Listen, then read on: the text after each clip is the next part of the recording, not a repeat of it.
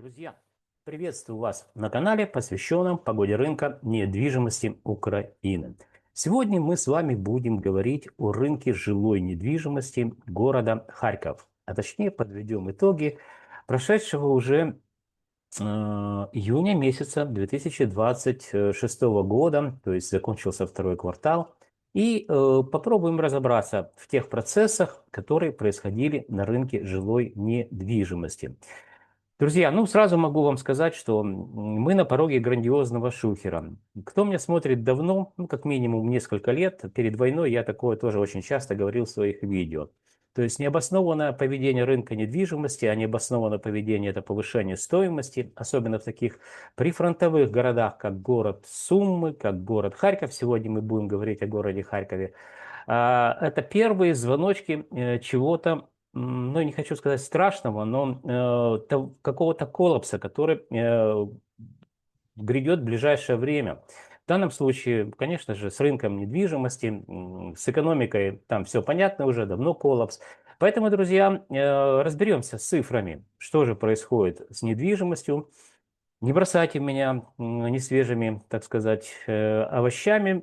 Я всего лишь фиксирую данные, говорю вам о них и при этом при всем утверждаю еще раз, что это неадекватное поведение рынка недвижимости. Друзья, смотрим по подготовленный мною для вас материал и, как я люблю говорить, через призму времени и цифр постараемся вместе с вами разобраться в тех процессах, которые я наблюдал благодаря статистическим данным, которые мне любезно предоставляет компания Olymp Consulting.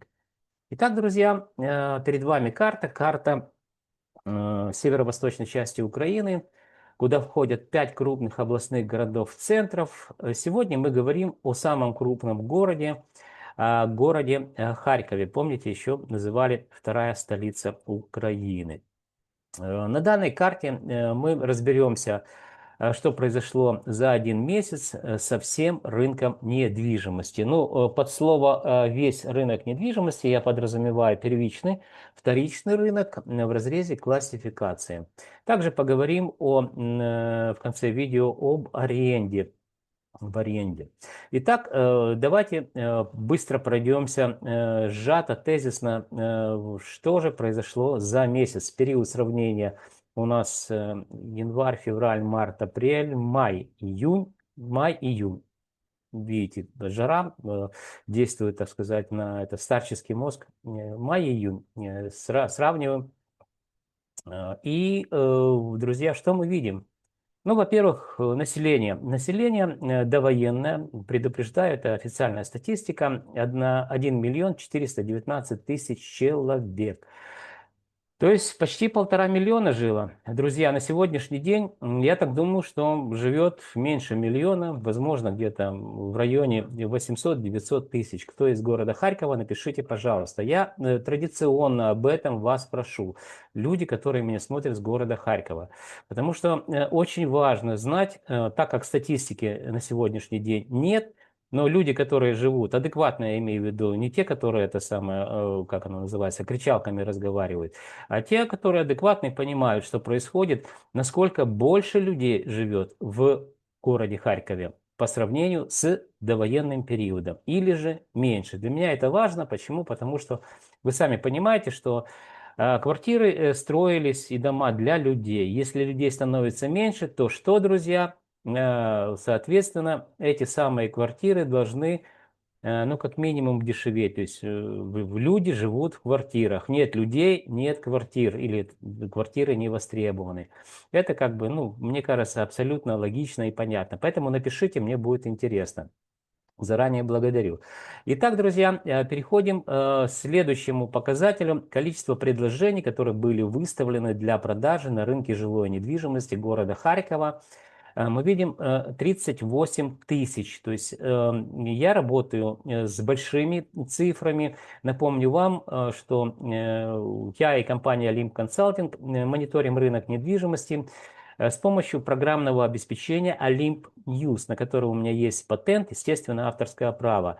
И через призму больших цифр я достаточно точно определяю состояние рынка, ну, по крайней мере, по предложениям это точно.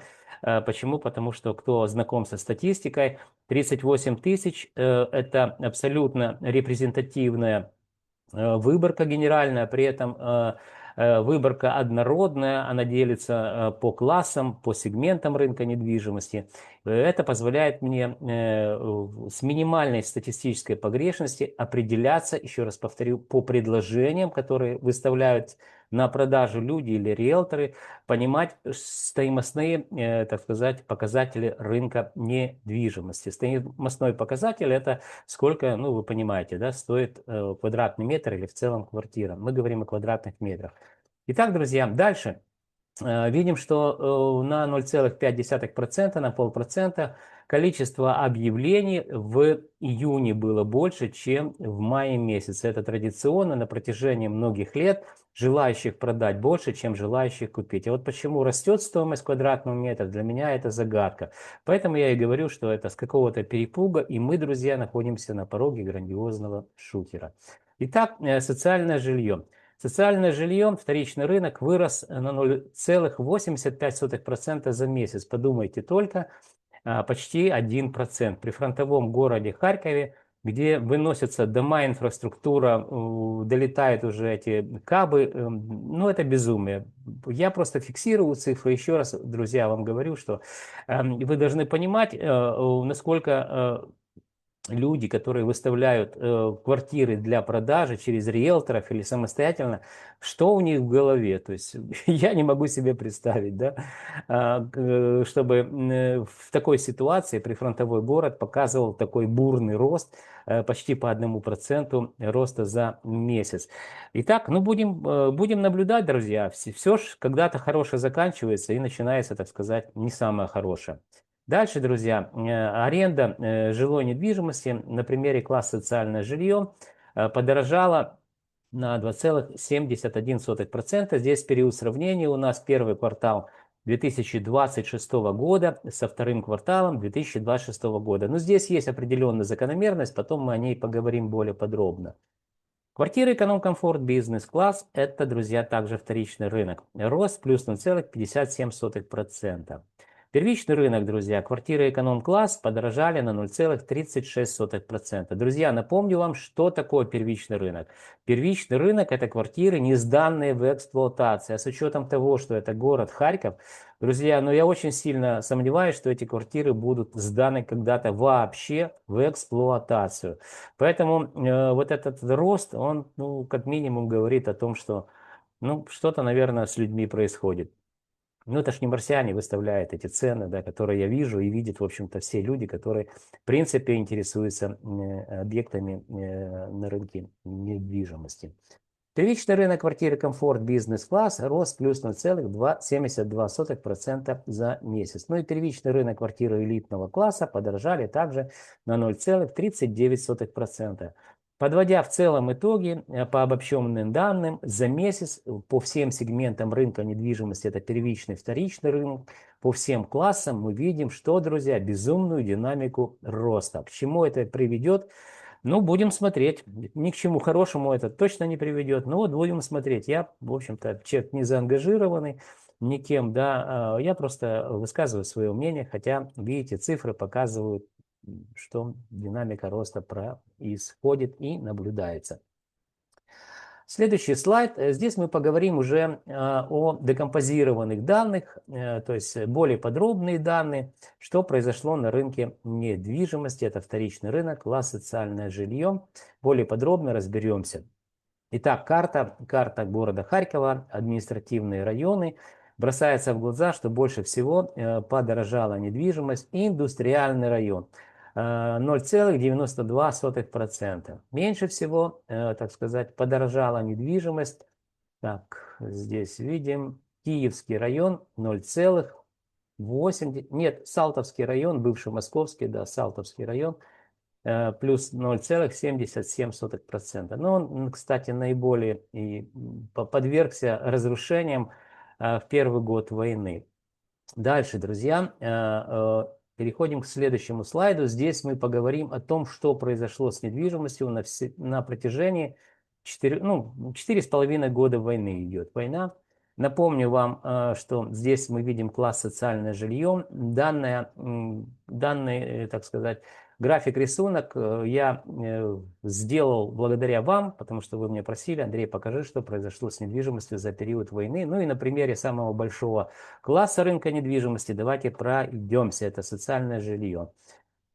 Март месяц 2022 года. Война началась в феврале 2022 года, 24 февраля. Итак, $682 за квадратный метр, класс социальное жилье. Видим, что первый год достаточно серьезно подешевела недвижимость, где-то процентов на 8, наверное. Мы видим снижение. Второй год войны недвижимость также, в общем-то, снижалась, но менее большими темпами. Где-то даже мы видели незначительную динамику роста. Третий год войны был самый такой, друзья, где-то порядка 14% снижения стоимости квадратного метра. Ну, реперные точки есть, вы можете посмотреть, здесь посчитать самостоятельно. И, друзья, что произошло на пятый и... сейчас же у нас 4 года, 4 года, подождите, 2022, 3, 4, 5, 6, 5 лет и 5,5 лет. Жарко, еще раз, простите, пожалуйста, поэтому немножко это самое, сбиваюсь. Итак, мы видим, что пятый год, необоснованный рост стоимости квадратного метра, начался он где-то с февраля месяца, ну и шестой год войны, а точнее 6 месяцев, мы видим, что, друзья, стоимость квадратного метра медленно и уверенно также показывает динамику роста. Но если говорить в целом, что произошло с рынком жилой недвижимости на протяжении всего периода войны, 5 лет и 6 месяцев, мы видим, что вот здесь внизу программа Excel показывает снижение 12,76%. То есть за время войны на примере класса социальное жилье мы видим, что стоимость недвижимости снижается незначительно, но по-другому рынок жилой недвижимости себя не ведет. А если мы говорим о вторичном рынке, то это рынок не спекулятивный однозначно. Здесь живут люди в квартирах, продают они квартиры для того, чтобы, что вопрос, да? Ну или разъезжается семья, там покупает меньшую площадь, или же уезжают из Украины, продают просто квартиру. А так просто квартиры, друзья, на вторичном рынке не продаются. А первичный рынок, он там имеет элемент спекулятивный, но сейчас у нас график, который посвящен вторичному рынку. Итак, на 12,76% или на 13% за 5 лет и 6 месяцев подешевело, не 6, уже больше, в феврале началась война, январь, февраль, да, 5 месяцев, не 6, а 5 месяцев. Итак, друзья, переходим к следующему слайду. Здесь очень кратко поговорим об аренде. Видим, что внизу на примере класса социальное жилье красная строка за квартал, сравниваем первый квартал со вторым кварталом 2026 года. Видим, что рост по аренде 2,71%. Но более подробно будем говорить в конце видео, поэтому давайте перейдем к другому слайду. Здесь мы будем говорить о эконом-комфорт бизнес-класс. Также у нас это вторичный рынок. Рост плюс 0,57% мы видим, да.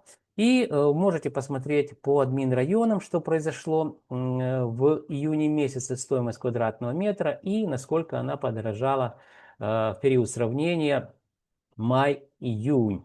Следующий слайд посвящен первичному рынку квартиры эконом-класс. Рост плюс 0,36% за месяц. В разрезе административных районов можете посмотреть в абсолютных цифрах стоимость квадратного метра. Также можете посмотреть рост в процентном соотношении за месяц. Следующий слайд посвящен первичному рынку комфорт бизнес-класс. Видим, что здесь рост плюс 0,72% в целом по городу. Ну и, конечно же, в абсолютных цифрах можете посмотреть стоимость квадратного метра по административным районам в месяц июнь, естественно. Также рост в процентном соотношении в разрезе административных районов. Ну и, друзья, последний слайд, который нам рассказывает о том, что произошло с недвижимостью на первичном рынке. Квартиры, не сданные в эксплуатацию, это первичный рынок, квартиры элитного класса, подорожали на 0,39%. Также прошу обращать внимание, всего лишь два административных района, Шевченковский, центральная часть, Киевский, центральная часть, показывают нам, что компании-застройщики строят только в этих локациях квартиры элитного класса. И что, друзья, видим, как очень сильно даже один и тот же класс рынка недвижимости в зависимости от локации меняется стоимость квадратного метра или отличается, точнее так.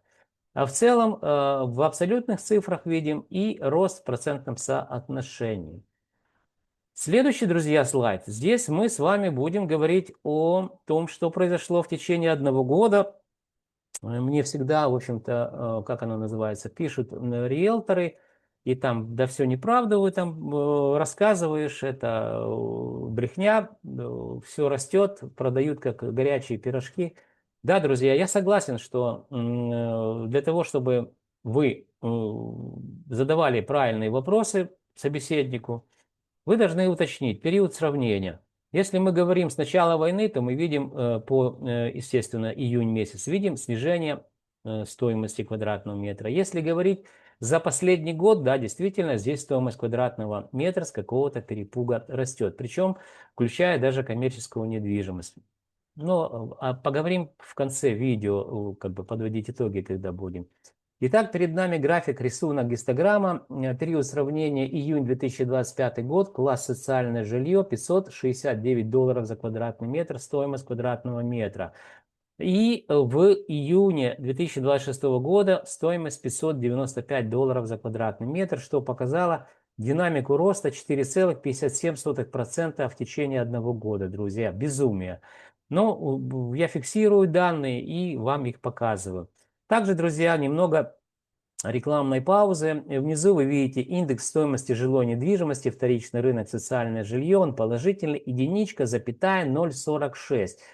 А что такое индекс, друзья? Индекс – это макроэкономический показатель, который характеризует изменение стоимости квадратного метра во времени, квадратного метра недвижимости, в данном случае социальное жилье. Он считается достаточно просто. Показываю на примере, если у вас есть статистические данные. 595 делим на 569 и получаем рост в годовом измерении 4,57% или же положительный индекс единичка, запятая 0,46. Друзья, я знаю, что меня смотрят люди, которые работают в финансовых учреждениях, это управление по рискам, риск-менеджментом. Данные специалисты очень хорошо знают, как меняется стоимость денег во времени, а я один из немногих, друзья, в Украине знаю, как меняется стоимость недвижимости также во времени. На примере данного графика рисунка показываю вам. Поэтому синергия наших знаний поможет, в общем-то, вам развиваться в вашем сложном бизнесе, прямо так скажем. Мне также развиваться, заниматься наукой и развиваться компанией Олимп Консалтинг. Меня найти достаточно просто. Вы можете посмотреть в описании канала, там есть два телефона. Viber телефон – это Kyivstar, WhatsApp – это кипрский телефон, кому удобнее, можете, в общем-то, связаться со мной или позвонить, или написать. Составим техническое задание под весь портфель недвижимости, под который ваше финансовое учреждение выдало какие-то финансовые средства. И вы, как специалисты, которые знают, как меняется стоимость денег во времени, будете также знать, как меняется стоимость недвижимости во времени, под которую ваше финансовое учреждение выдало финансовые средства. Надеюсь, синергия наших знаний, в общем-то, еще раз повторюсь, поможет нам. Пишите, друзья, поинтересуйтесь, кто такой Андрей Гусельников и компания Олимп Консалтинг. Ничего плохого обо мне вы не найдете в просторах интернета. Ну и также о компании Олимп Консалтинг. Но контрагентов надо проверять. Кстати, этот самый искусственный интеллект вам расскажет, ну, полную мою, так сказать, биографию, если это можно так назвать, да, то есть, по сути, это статьи, которые я писал, обо мне писали, я достаточно медийный человек, в свое время, когда был помоложе, все центральные каналы Украины приглашали меня, где я рассказывал, что происходит на рынке недвижимости, не так бла-бла-бла, а с графиками, с рисунками, обосновывал и делал выводы. Итак, друзья, это была реклама. А теперь переходим к следующему не заключительному слайду, но уже предпоследний, наверное. Вверху мы видим рынок жилой недвижимости по предложениям класса социальное жилье. Его уже обсудили. 4,57% роста в течение года. А вот здесь, друзья, аренда. Аренда этого же класса в разрезе административных районов, но мы подведем итоги в целом по аренде.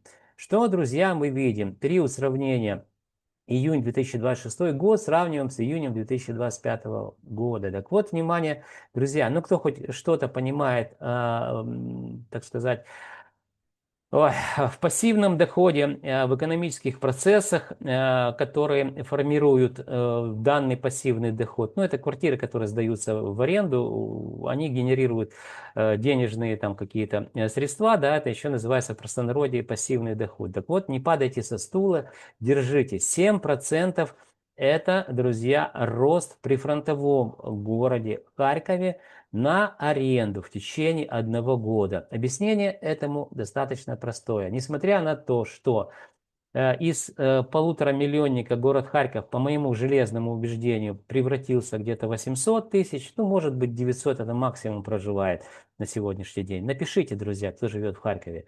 Так вот, большую часть квартир снимают, это, кстати, мне тоже писали из Харькова, из Днепра, из Запорожья, из Сум. Так вот, большую часть людей, которые снимают квартиры, это что, друзья? Люди, которые работают в военно-промышленном комплексе. То есть гражданские специалисты, которые там что-то восстанавливают, технику, там собирают какие-то летательные аппараты, да, и, естественно, офицерский состав, который не живет в казармах. Они все живут по квартирам съемным. И чем ближе фронт к тому или иному населенному пункту, это уже однозначно, как оно называется, я это понимаю и наблюдаю, и показываю вам, тем выше аренда стоимости квартиры. Почему? Потому что все больше город насыщается военными, военно-промышленное производство не перестает работать, так как вести или в Западной Украине технику, или на месте ремонтировать. Поэтому с этим связано, в общем-то, такой аномальный рост при фронтовом городе Харькове аренды на 7% в течение года. Почему я считаю, что это много? Ну, для примера, так давайте вам просто. Если у вас есть, допустим, там 10 тысяч долларов, ну так, чтобы совсем было просто, именно долларов. И вы откроете депозит в долларах в любом банке, коммерческом или национальном, украинском. Вы получите ставку там, ну, 1,5% уже вряд ли, где-то 1%. То есть, чтобы вы понимали, за год банк, используя ваши 10 тысяч долларов, вам заплатит всего лишь 100 долларов. Это будет ваш пассивный доход. То есть, это 1%. А здесь, друзья, 7%. То есть, это, ну, вы понимаете, с учетом того, что аренда на сегодняшний день она находится в тени в Украине, но на самом деле она всю жизнь находилась, ну не всю жизнь, пока существует государство Украина, она находится в тени, так правильно, да, выразиться, наверное. Так вот, минимальные налоги здесь люди платят или вообще не платят. Ну, единственное, что надо считать амортизация, там, реновация, то есть ремонтик какой-то, там, поменять там мебель какую-то. Это да, но все равно, даже если мы вычтем, пускай там 1,5%, у нас останется годовой доход 5,5%. Это очень много, друзья, для прифронтового города. Еще раз повторюсь. Итак, друзья, давайте, прежде чем поговорить о том, что будет происходить с недвижимостью, видите, я вам показываю какие-то сумасшедшие цифры, которые растут, да, но при этом говорю, что это ненормальное поведение рынка, поверьте, я знаю, о чем я говорю, я достаточно, ну, на большом протяжении времени анализирую рынки и рынок недвижимости и знаю, действительно, отталкиваясь от того, что происходит не только с рынком недвижимости, а от того, что происходит в экономике того или иного региона. Давайте здесь очень быстро, кратко пройдемся. 2025 год. Количество проданных квартир, которые были опубликованы у нас, друзья, на сайте Министерства юстиции. В целом, давайте по делу, договора купли-продажи квартир жилых домовладений. 2025 год, это 205 616 квартир и домовладений было продано в Украине, что больше на 15%, чем в 2024 году.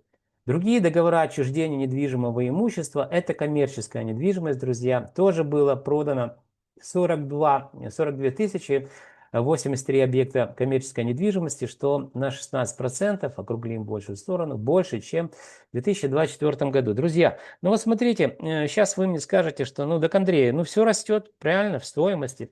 Здесь мы говорим по Украине в целом, не по Харьковской области, но в принципе экстраполировать можно, это как бы нормально, да. Так вот, друзья, давайте теперь посмотрим, что на самом деле произошло с начала войны.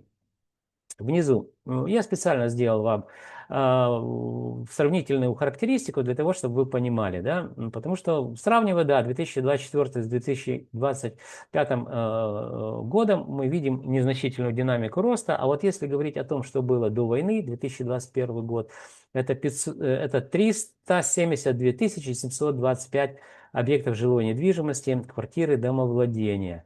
И в мае, еще раз повторюсь, вернее не в мае, а в 2025 году это 205 616 объектов жилой недвижимости. Видим, что рынок недвижимости, друзья, что на 44,8%, так сказать, показывает нам снижение активности.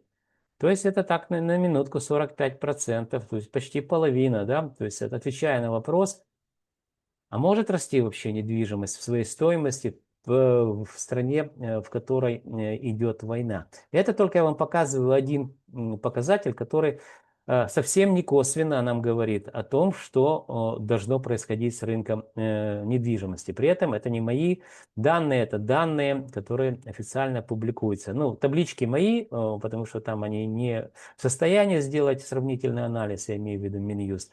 Они там просто в формате PDF это публикуют. А я это делаю и вам показываю уже в более наглядной форме.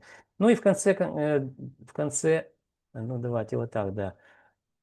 С 2000 года, друзья, мы ведем эту статистику, сколько было продано недвижимость. Единственное, что я здесь включил еще ипотеку. Почему? Потому что, ну какая разница с привлечением банковских кредитов куплена квартира или без банковских, в любом случае эта квартира куплена. Итак, давайте очень быстро. 2000 год.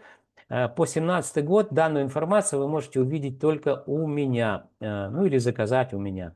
Причем информация не просто в целом, а можете получить по земельным участкам, сколько было продано, по коммерческой недвижимости, по жилой и так далее. Почему только у меня? Потому что с 2017 года Минюст стал эту информацию публиковать в открытом доступе на своем сайте. А до 2017 года мы, это Лига экспертов Украины, делали запрос официальный, нас там посылали, потом не посылали. Ну, в общем, история, вы знаете, как с чиновниками сложно общаться. Да. В итоге мы с боем, так сказать, выбивали эту статистику на протяжении многих-многих лет, а точнее 17 лет, и эта вся статистика у меня есть как в печатном виде, да, с подписью официальных людей, которые в то время отвечали за это, так и в оцифрованном виде. Итак, смотрите, к чему я все это веду. Что происходит с рынком недвижимости? 2000 год. 470 объектов, 470 901 объект жилой недвижимости было продано. И, друзья, 2025 год, 217 202 объекта жилой недвижимости было продано. Ну что, чуть больше, чем в 2 раза рынок по активности своей просел. Это период сравнения 25 лет. А если мы сравним вот с этим периодом 2008 год, здесь вообще катастрофа. А если сравним с 2021 годом, где 577 388 объектов жилой недвижимости было, так сказать, продано. И сегодняшним днем здесь тоже катастрофа. 2022 год, начало войны, и вот это топтание на месте, здесь видим незначительное количество, потом чуть подросло, потом опять снизилось, потом опять подросло. То есть вот это топтание на месте, друзья, к сожалению, мы будем наблюдать на протяжении всего периода времени, пока будет идти война. Это очевидная для меня объективная реальность. А сколько будет идти война? Это уже другой вопрос. Могу вот по косвенным только признакам люди, которые не живут в Украине, уехали и получили временный вид на жительство, а точнее временную защиту это называется. Евросоюз продлил до 2028 года, то есть ну, еще 2 года как минимум, да.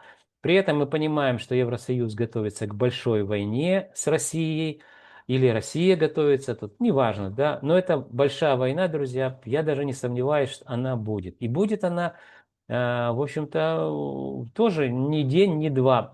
Поэтому, как минимум, еще, друзья, ну, до 10 лет, я не знаю, кто доживет до этого времени, придется нам наблюдать, что будет деградировать экономика Украины, хотя куда уже деградировать, я не знаю, ниже Шплинтуса уже. И также деградировать и разрушаться рынок недвижимости. Друзья, останавливаю показ слайдов и еще раз давайте о прогнозах.